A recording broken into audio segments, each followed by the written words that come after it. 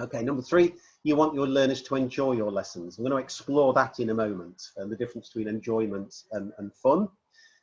Okay, number 4, you want to show that all your learners make progress, whatever their starting points.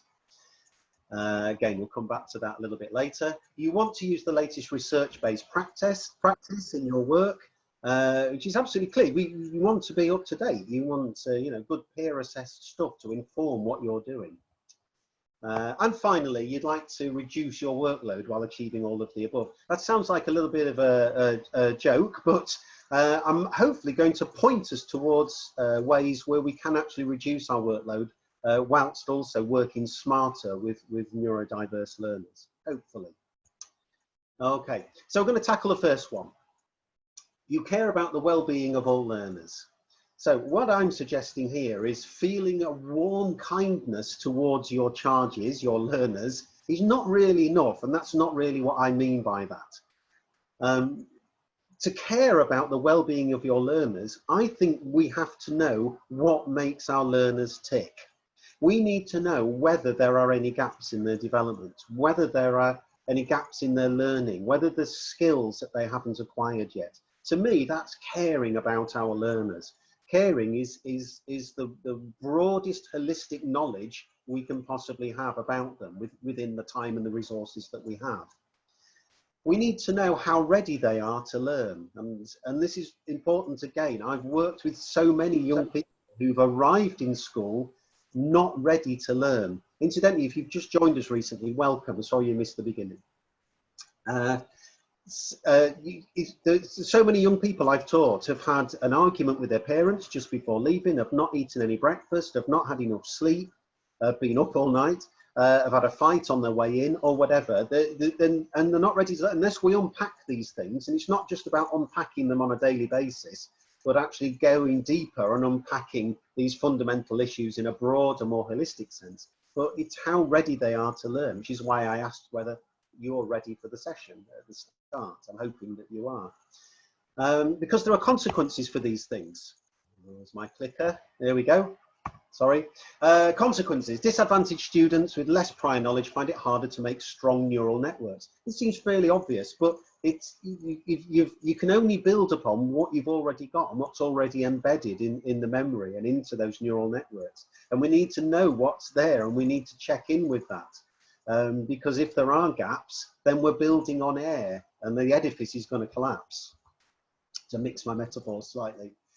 Disadvantaged students with less than optimal conditions, as we just said, they're not ready to learn. They're not ready to encode that information. The neural pathways are not going to grow and develop.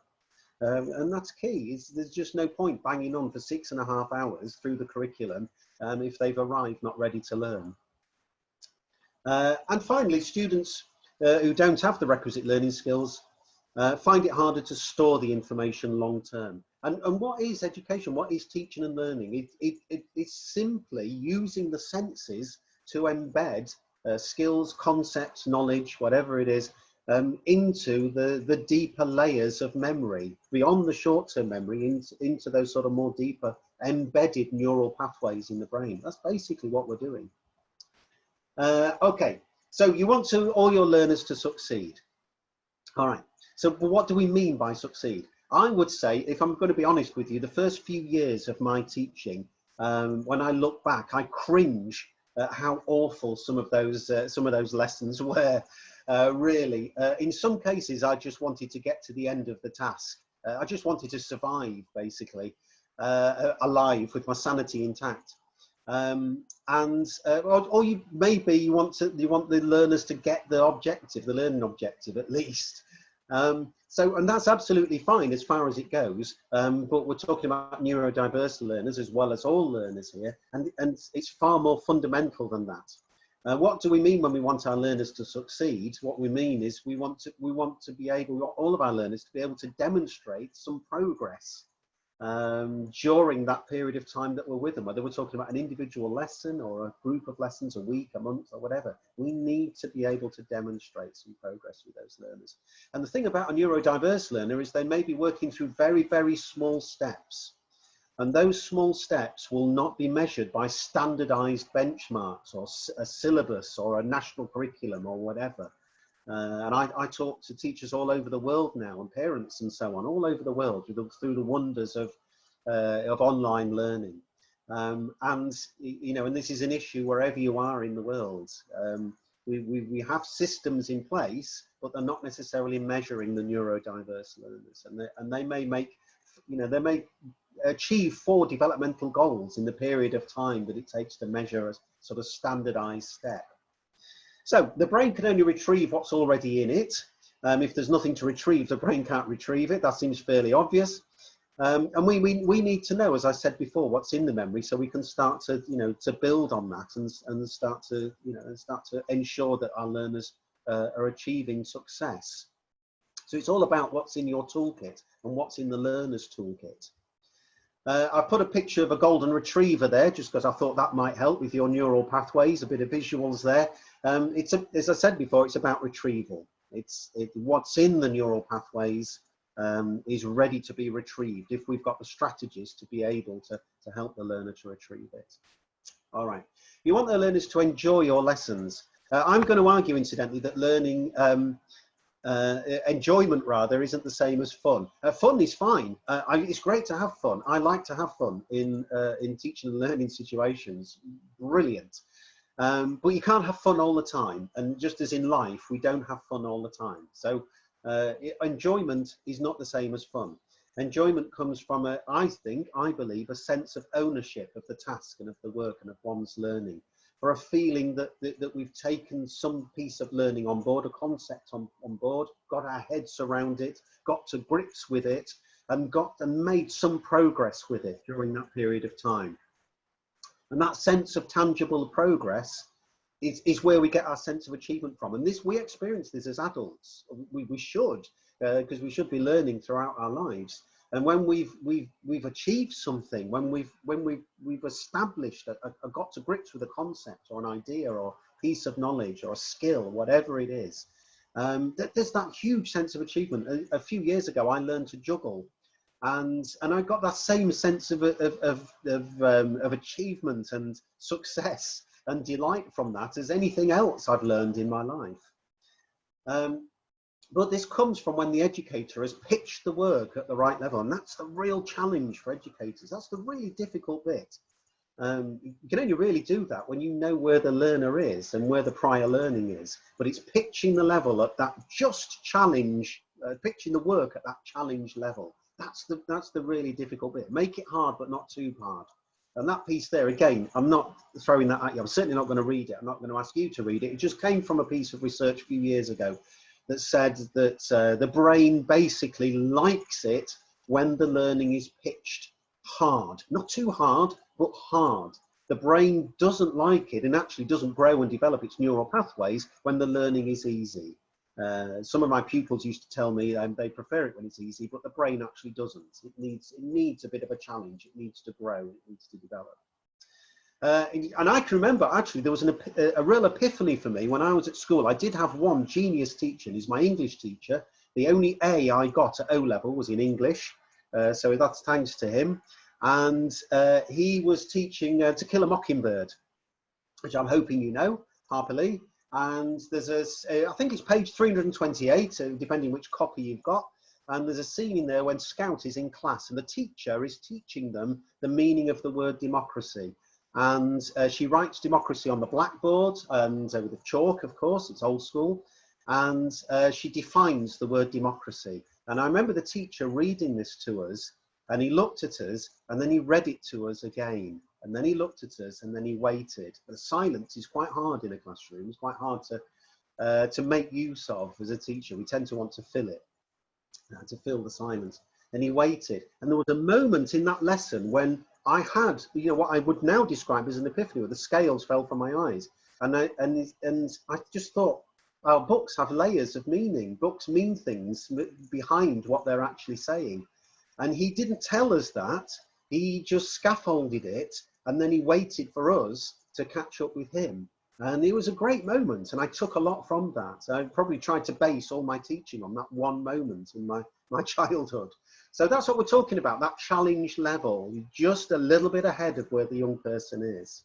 And hopefully I'll give you some examples in a few minutes. All right. You want to show that all your learners are making progress, whatever their starting points. We're still in the 6 principles here. So progress is everything.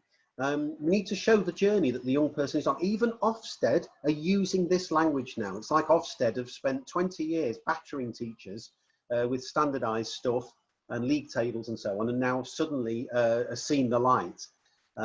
So we need to stop measuring neurodiverse learners against standardized norms. Because it's just dispiriting and it's not great for self-esteem.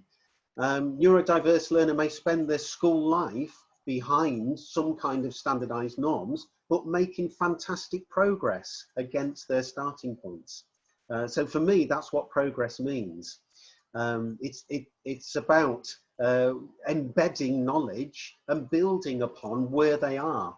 There was a story, George Bernard Shaw was a motorist, stopped and asked him the directions to somewhere. And he said, well, I wouldn't start from here.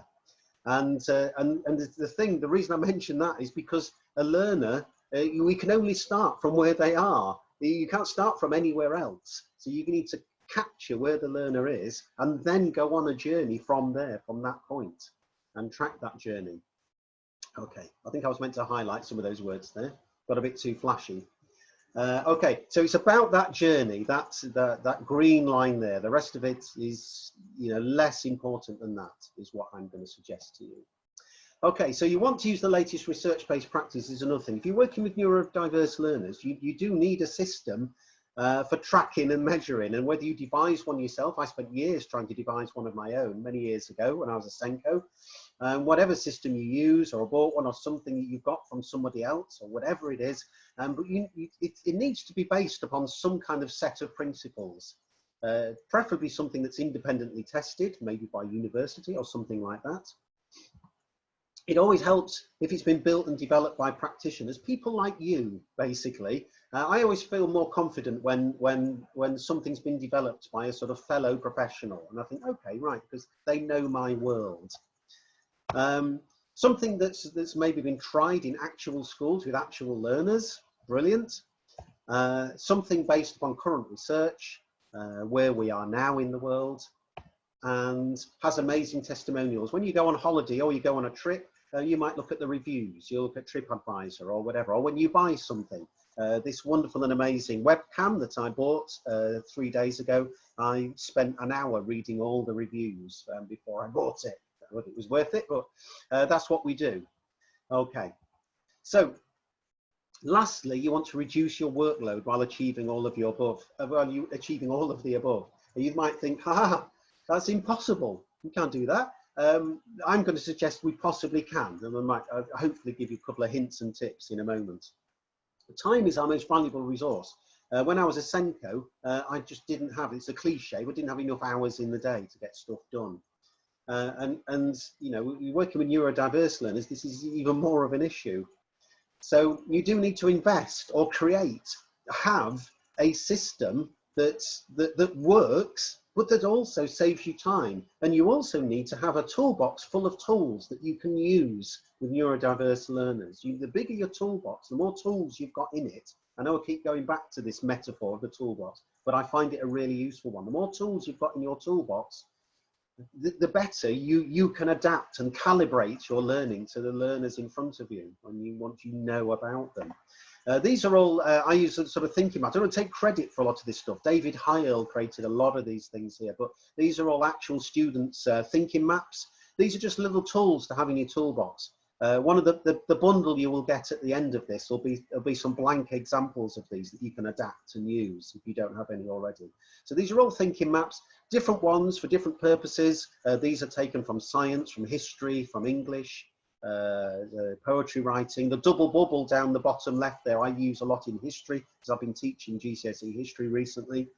But these are tools, that's all they are. And as long as, there's two aspects to this. One, as educators, we need a really good toolbox with lots of tools in it that we can use, and we know which ones to use when and which ones work in which scenario. Some more of them there, they're never ending.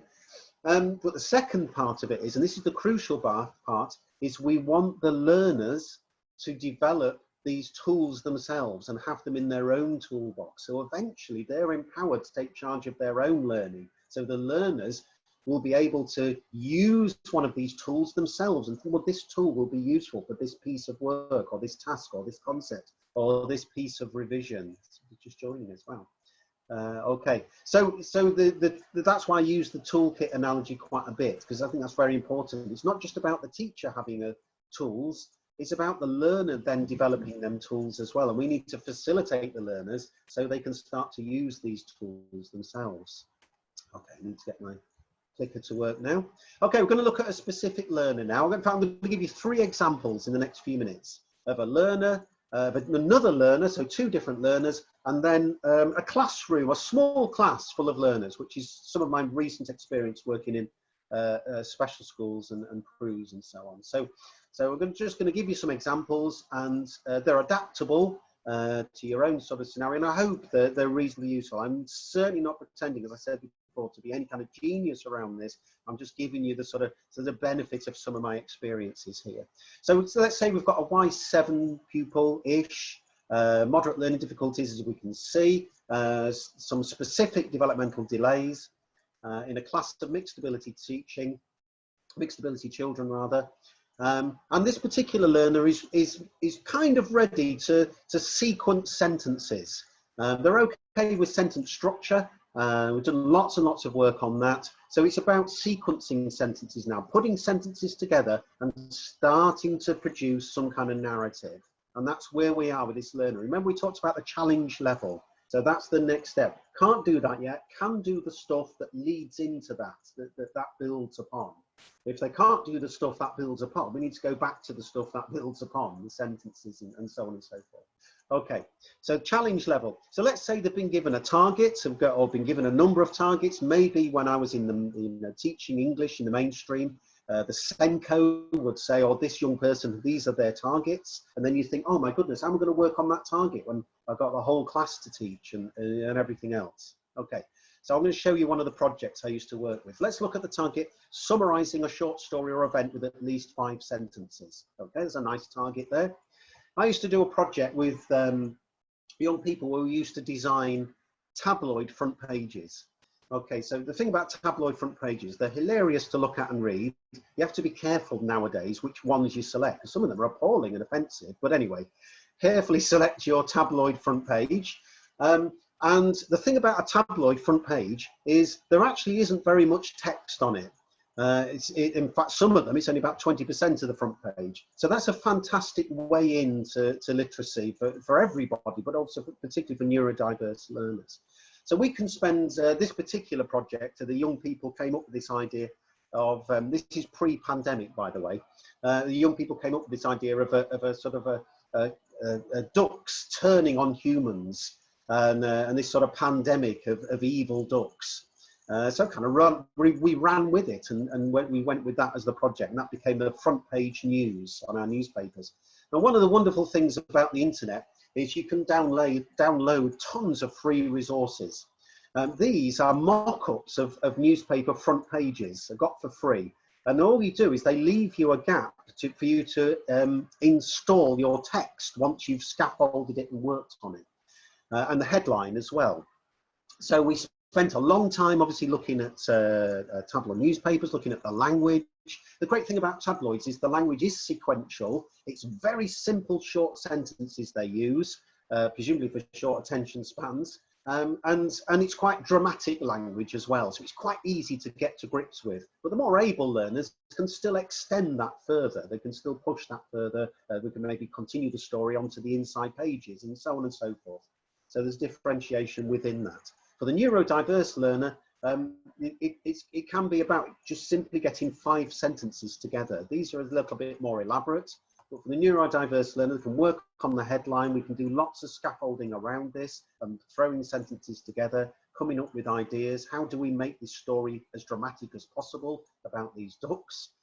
And so on and so forth. And we produce, in the end, a piece of work that meets that particular goal or target successfully. And what we're after is the learner being able to do this independently. So they may get a lot of support and help, the neurodiverse learner. we may scaffold this quite significantly for them, but eventually we're going to have to leave them to do this on their own so they can demonstrate this skill independently and start to show they can string together these sentences and do this on their own. And that's what we're after. And they might do it first time, might do it second time, might do it third time, but they will get there in the end if the conditions are right.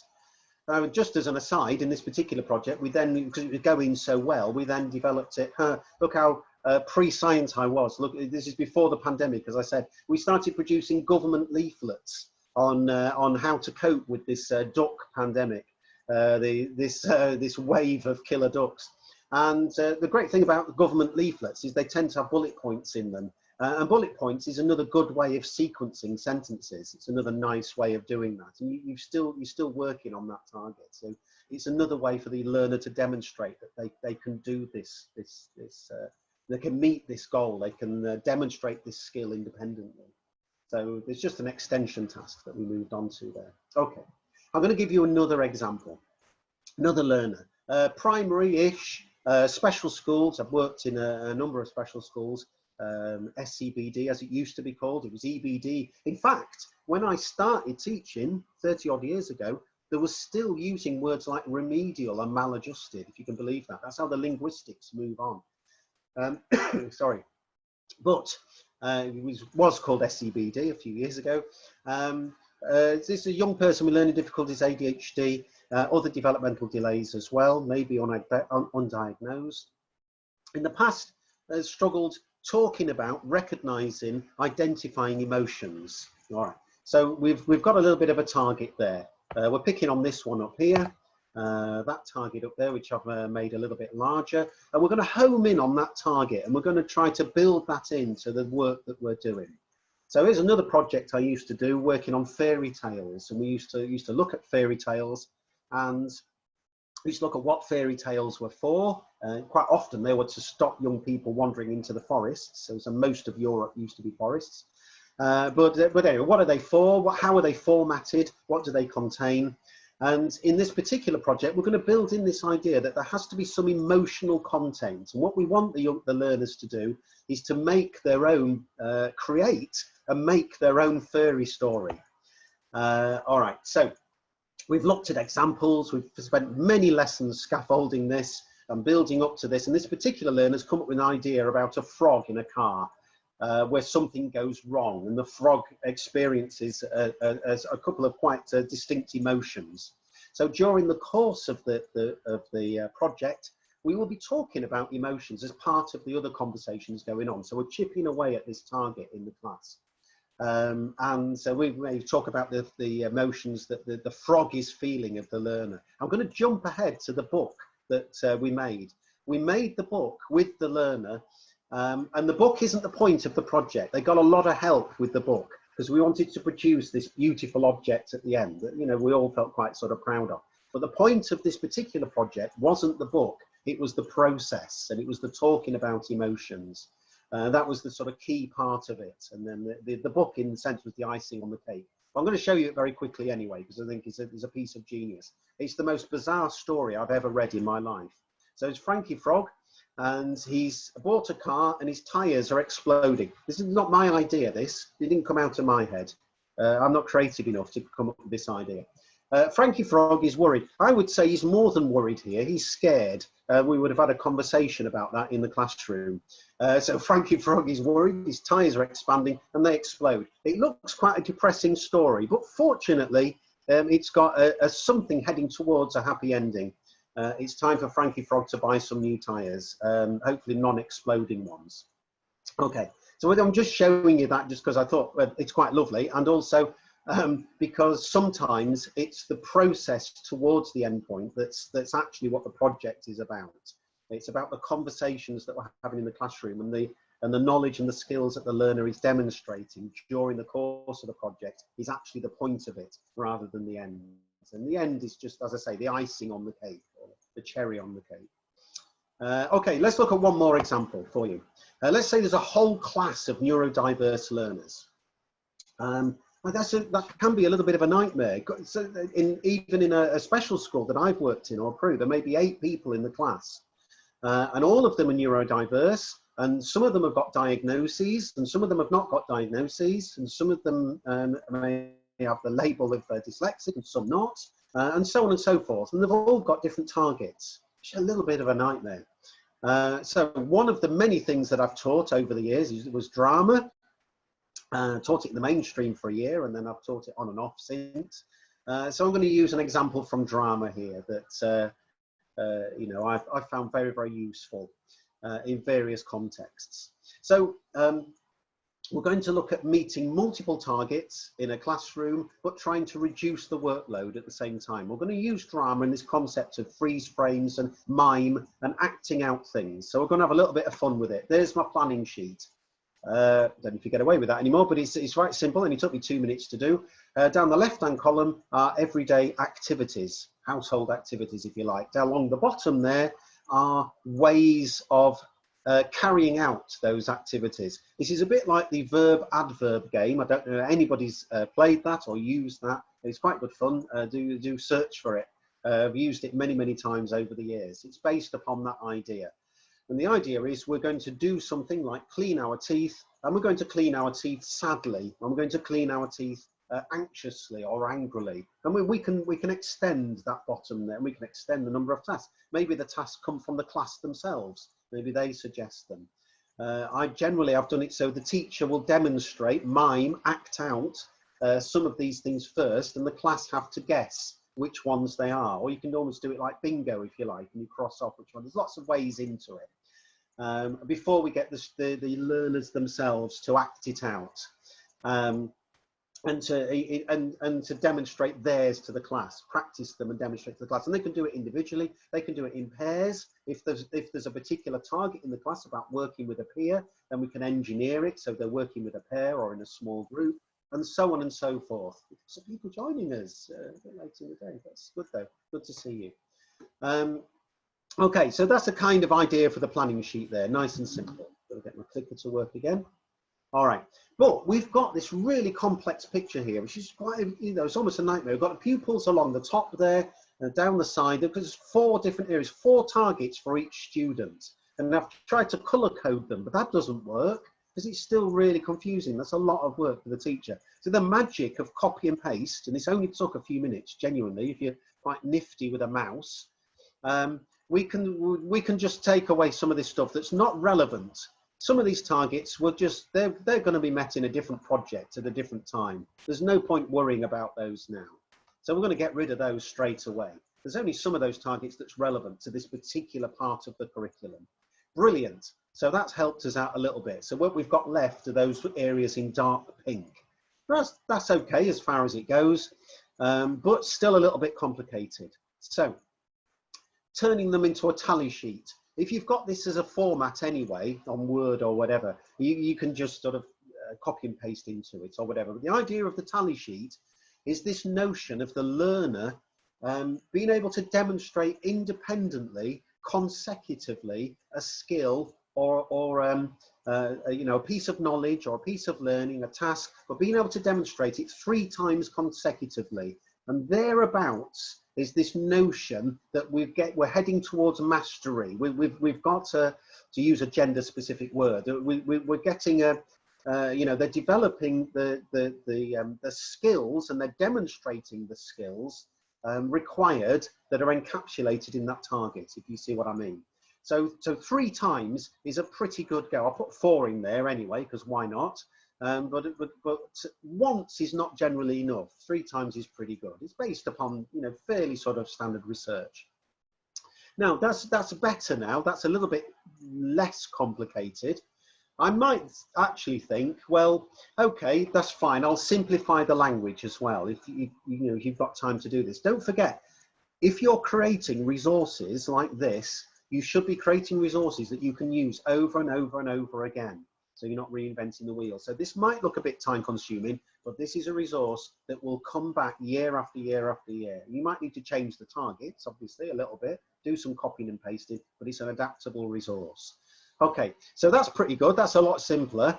I might actually just say, no, I'm not really bothered about that particular row either. I think I'm just going to concentrate on the top 2 rows of targets. They're really specific to this, you know, to this aspect of the curriculum that we're working through. And there's my tally chart on that yellow piece of paper there, with the with the smiley faces to be ticked off or circled, a little bit of space for comments if we wish. And what we will do is we will do this during the lesson. And if it's appropriate to do so, either it's appropriate to be knowing the class, or it's appropriate knowing the targets, I will get the learners involved in keeping a tally of whether we can do some peer assessment around this, okay? And we can coach the peers, the young people through this and say, okay, we're looking for this skill to be demonstrated with your partner or the person who's at the front of the class demonstrating to us. We're looking for these skills. When you spot that skill, you can do it. So you can bring the learners into it. I'm all for doing the assessment during the lesson as a part of the learning. And I'm all for, wherever possible, getting the learners involved in the assessment, because what we're doing is we're empowering the learners to become learners, to become good learners, and we're giving them skills about learning and assessment and so on. We're involving them in it. We're having a dialogue with the learners. And I think this is about neurodiverse learners as much as any other learner. And the same applies to those thinking maps. Some of those thinking maps we saw before, they were from neurodiverse learners. So, this highfalutin stuff and metacognition, it's for everybody. It's not for just a certain, atypical people. All right, so that's a kind of a sort of a hint and a tip. What it's all about is progress. We go back to this. It's about progress from starting points based upon where the learner is, and that's the key part of it. And I can assure you, and I'm sure you know this, Ofsted are having these conversations. I've talked to schools recently. I say recently, BC, before COVID, but I've been into special schools fairly recently and been talking to teachers, head teachers, Senkos, and they're having conversations with Ofsted now, where Ofsted are saying, we want to see the journey your learners are on. We want to see the journey your individual learners on, your classes are on, and the school is on. They want to see that progress from whatever starting points there are. So it's less about, as I said before, measuring learners against some kind of standardized system, and it's more about blocking out what we don't need and just concentrating on the journey itself. Whatever it is, whether it's about self-regulation or sequencing sentences or telling the time or anything else, it's about, okay, what's the journey? Where are the starting points? Where are we now? And where are we going next? And if the learner knows some of that as well, if not all of that, that's even better. That's genius. The learner knows where they are now, where they've been, and where they're going next. And that's empowerment in action. Okay. Wow, that's a lot of talking, isn't it? Quick checklist here. You're going to get this checklist in Word format, which you can adapt if you want. So here's my very challenging checklist for you. So you've got some learners, whoever they are, early learning, post 16, anywhere in between, even adults, it still applies. So you've got an accurate and holistic summary of every learner. That's the first thing we established. We need that. If you haven't got that, you're just guessing, really. And I spent the first few years of my teaching career, I will admit, guessing, pretty much guessing, trying to aim down the middle and hoping for the best. So you've identified any developmental or learning gaps. That's the other thing. Maybe somebody's done that for you, or maybe there's a system that's done that for you, or maybe the Senko's done that for you if you're not the Senko, or whatever. But somebody has done that, and it's accurate and it's up to date. You've turned those gaps into success goals. So those gaps have been turned into, okay, now we need to know what to do next. And if you've got a lot of targets, narrow it down to a manageable 1 or 2 targets, I would suggest, and certainly no more than 3. Narrow it down, put those other ones aside. We'll worry about those later. We'll bring those in later. Got to make life manageable for yourself. You've used this information to pitch the work accurately. We talked about that challenge level just ahead of where the learner is, and that's the skill of the educator. I mean, that's a real skill. They're some of the most skilled people on the planet, I would suggest, are educators, because they spend their lives, working lives, calibrating that all the time, adjusting, calibrating, up, down, that learner. It's a fundamental and a huge skill, and deserves the highest of praise, which sadly you don't seem to get from the media at the moment. Okay, you've got a way of showing that. So you've got some kind of system that shows that journey. You need to be able to demonstrate that journey. You know, for other audiences, for yourself, and for the learner as well. The learner needs to be able to see they're on the journey and they're succeeding. And you can celebrate that success with the learner then. And that's where we get our sense of achievement and joy in learning. You've researched the best systems out there, or you're using a system that's good, that works.